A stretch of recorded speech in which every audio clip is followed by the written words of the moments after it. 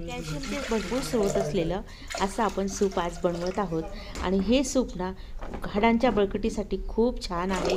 लहान मुलांपासून तर वृद्धांपासून तर तरुणांपर्यंत सगळ्यांनी ही सूप प्यायलाच हवं. तर इथे मी कुकरमध्ये 2 तांबे पाणी घातलं. अर्धा किलो शेवग्याच्या शेंगा मस्त कट करून घातलेल्या आहेत. 3-4 शिट्ट्या घ्यायच्या. चांगलं मऊसूत असं शिजवून घ्यायचं, म्हणजे ना रस चांगला असा पडतो. तर बघू शकता ह्या शेंगा मी कशा शिजवलेल्या आहेत, अगदी मऊ करून घ्यायच्या. बघू शकता. चला तर यांना आपण चाळणीतून चाळून घेणार आहोत.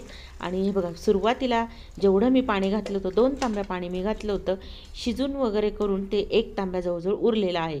आणि आता ह्या शेंगांना अशा चमच्याने चांगल्या अशा रगडून काढायच्या चाळणीमधून. चाळणीतून खाली फक्त गर छान पडतो, वरती सगळा चोथा राहून जातो. आणि वरून बघा थोडंसं पुन्हा हे आपलं शिजवल्याचं पाणी आहे ना ते घालायचं, म्हणजे ना राहिलेला असेल तेवढं गर पुन्हा निघून जाईल. तर आता बघा अशा सर्व शेंगा मी चाळणीतून चांगला गर काढून घेतलेला आहे. तर आता आपलं खाली सूप छान तयार झालेलं आहे. परंतु याला चांगली असे अजून टेस्ट आपल्याला द्यायची आहे. छान असं घट्टसर झालेलं आहे ना. तर चला याला आता आपण थोडीशी फोडणी देऊया. फोडणीसाठी इथे अर्धा चमचा साजूक तूप घातलेला आहे. साजूक तुपामध्ये आपण हे सूप टाकलेलं आहे. साजूक तूपच वापरा म्हणजे छान लागेल. नसेल वापरायचं तर तुम्ही तेल वगैरे काही न टाकता फक्त उकळी आणू शकतात. तर चला यात चवीनुसार मीठ घातलं.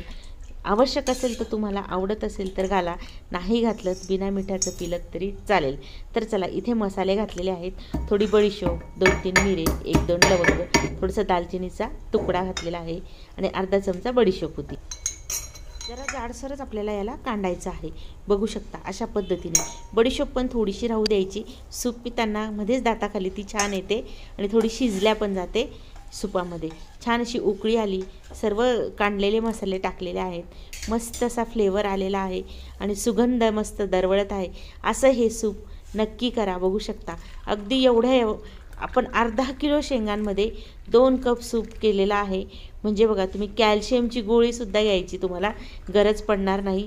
मी असं वैद्यकीय सल्ला वगैरे देत नाही आहे, पण खरंच चांगलं असं आयुर्वेदिकदृष्ट्या हे सूप खूपच चांगलं आहे शरीरासाठी. वा वा, एक नंबर झालेला आहे. चवीला तर एकदम भन्नाट झालेलं आहे. हे असं सूप तुम्ही नक्की करा. तुमचं कसं झालं कमेंट करून नक्की कळवा. व्हिडिओ आवडला सबस्क्राईब करायला विसरू नका. चला तर पुन्हा भेटूया छानशा व्हिडिओमध्ये. तोपर्यंत बाय.